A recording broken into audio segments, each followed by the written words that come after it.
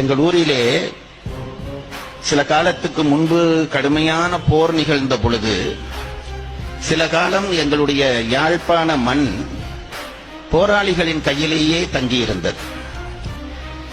அரசாங்கமே இல்லை, அவர்கள்தான் இருந்தார்கள்.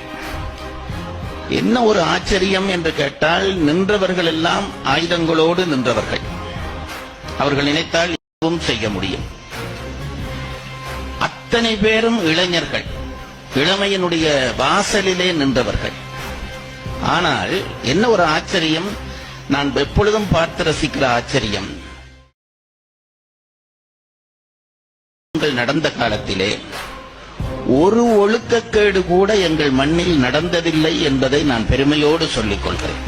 பிழை செய்யக்கூடிய வயது, பிழை செய்யக்கூடிய அதிகாரம் அத்தனையும் கையில் இருந்து அந்த இளைஞர்கள், எங்கள் கம்பன் விழா யாழ்ப்பாணம் நல்லூரிலே நடைபெறுகிற பொழுது அது இரவிரவாக நடக்கும், 12 மணி வரை நடக்கும்.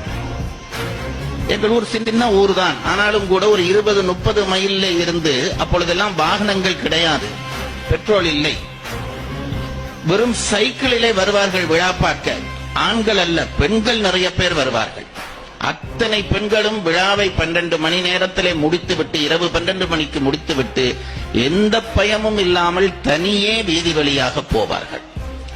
நான் இதை பார்த்து வியந்திருக்கிறேன். இத்தனை இளைஞர்கள், அவர்களுடைய வயது, அவர்களுடைய அதிகாரம் இத்தனை இருந்தும் எப்படி அந்த ஒழுக்கம் வந்ததென்றால் அவர்களை கட்டுப்படுத்தி வைத்திருந்த தலைவன் கையில் அது இருந்தது.